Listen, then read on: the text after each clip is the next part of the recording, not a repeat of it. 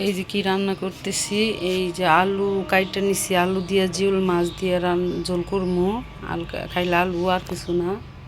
আর এদিকে লোকে পেঁয়াজ মরিচ কাইটা রাখছি, জিরা বাটা রেখে দিছি, আর ডিপে ঢুকাই রাখছি। আর এদিকে লোকে একদমই ছোট ছোট মাছ, এই যে ছোট মাছ পেঁয়াজ দিয়ে আলু দিয়ে চরচড়ি করতেছি। এটা অনেক দিনকার মাছই না, তাছা খালি কয়ে যে আমার একটু চরচড়ি করে দাও। তাই দুটা আলু দিয়ে এই চরচড়ি করেছি, যে একদম ছোট ছোট মাছ। এই যে তাইকে দিলাম, কারেন্টের চুলায় বসাই দিছি ইন্ডাকশনে। সব কিছু রেডি করে রাখছি। কারেন্ট তো থাকেই না, রাত্রেও কারেন্ট ডিস্টার্ব করছে, কয়েকদিন ধরে কারেন্ট ডিস্টার্ব করতেছে।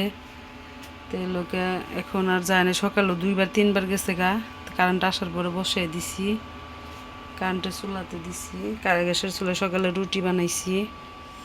আর লোকে ওই ডইলি কালে এটা দিমু, ভাত বসাই দিমু।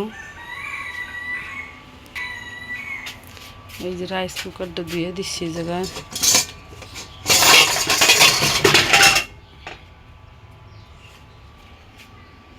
ধুয়ে দিচ্ছি, শুকায় না।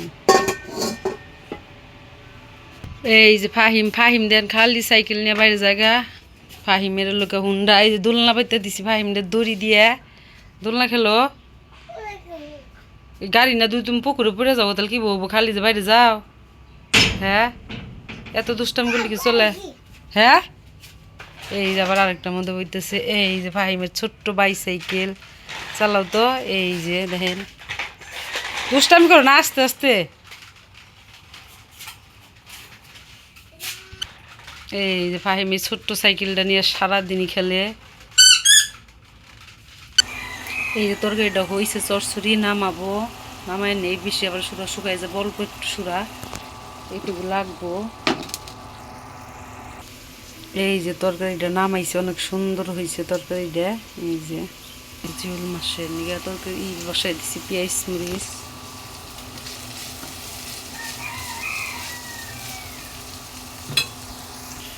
এই যে মশলা একসাথে সব কিছু দিয়ে গুলে নিলাম, যেহেতু কেউ নাই, একাই ভিডিও করতেছি, একাই রান্না করতেছি।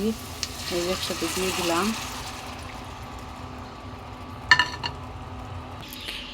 এই যে আবার আসলাম, মশলা কষানো হয়েছে। এই যে আলু আর মাছ একসাথে দিয়ে দিলাম।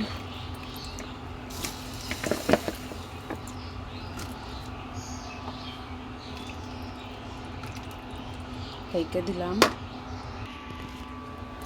আবার দিয়ে দিই।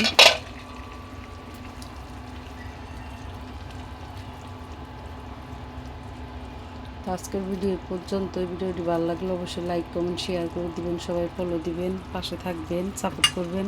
আল্লাহ হাফেজ।